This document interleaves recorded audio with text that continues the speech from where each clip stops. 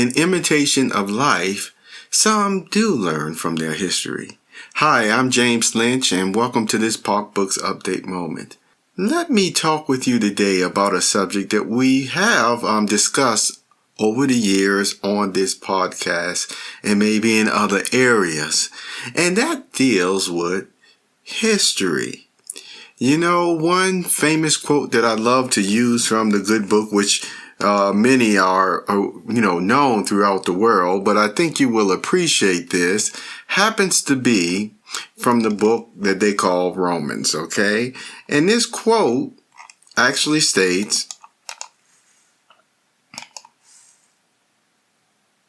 I'm just pulling it up right now. Here we go. It actually states, for everything that was written in the past was written to teach us, so that through the endurance taught in the scriptures and the encouragement they provide, we might have hope, you see. And you notice in this case, the good book was talking about itself as far as you read me and I will give you encouragement. See, at the same time, you will notice that the good book doesn't sugarcoat things either. So in other words, you're always really getting the full flavor of what's being said. If someone is happy or overjoyed, it describes that. It even describes them dancing at time, merrymaking at times. But then when it even talks about persons doing things that they're not supposed to do, like riding or whatever, it describes in detail what goes on there as well. I like to mention this point is because sometimes persons have said, well, I've read things in the Bible or the good book, and boy, it's valid and things of that nature too. No, it's just stating facts of what went on. And you will find at times, often, that the bad things went on was because people took things upon themselves to do them, or they just didn't even learn from the previous time that they actually engaged in it. Even though these things were written down for them, some learned it, some didn't. Well, in our century that we live in now, if you notice, the Bible, yes, was written by quite a few men who God used His Spirit to work on their minds, breathe on them, if you will, His thoughts, so that the Bible is still in harmony with everything. But He let men express His words again through their emotions and feelings and even their experience. Like if their occupation was a doctor or someone who was an architect or whatever, they could really describe measurements. They could describe, treatments or something that came from their background. So isn't that a wonderful thing? Now, with that being said, since a human element was involved with writing the good book, and the human element continued to be used even today to what? Teach people the good book. It goes to show not only a lot of confidence, you see, that has been placed by the grand creator upon us mere mortals or humans, but see, this is another reason why we enjoy each other's company so much. We do have a lot in common. And so along with history, we read books at times. And the book that I'm going to reference in this case actually came from Fannie Hurst. And the reason why I want to mention Fannie Hurst in this book, she wrote a novel back in 1933 called The Imitation of Life. All right. And it was made for a movie in 1934. It was so good, it was made again to update the timeline, so to speak, in 1959.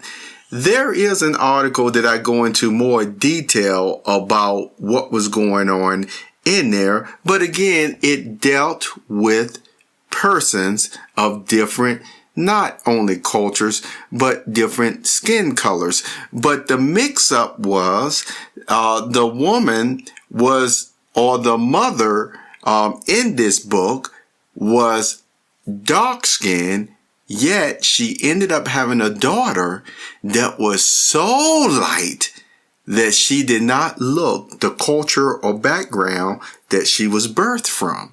And you can just imagine what type of experiences she had. And so I mention that book from time to time because I end up asking questions about if you were in that type of situation, the same type of situation, would you have the courage to be associated with your own blood, in that way, push come to shove, of letting people know that, yes, I am very much aware of this person, or I know this person, or we are linked in some way, you see.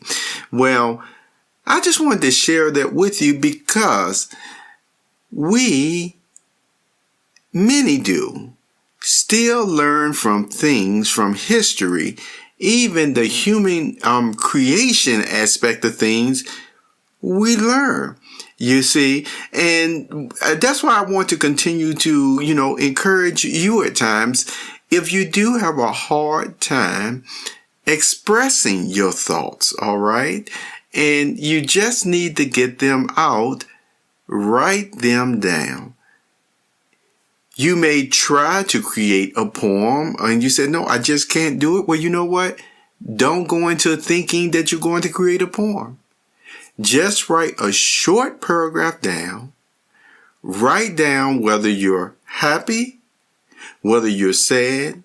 Then, and that can be in less than 1 or 2 sentences. Then in the next row, you can write down, why am I happy or sad? And that might take longer than a sentence, but it just depends on what you want to do. Then you can write down why you are upset about this or that, okay?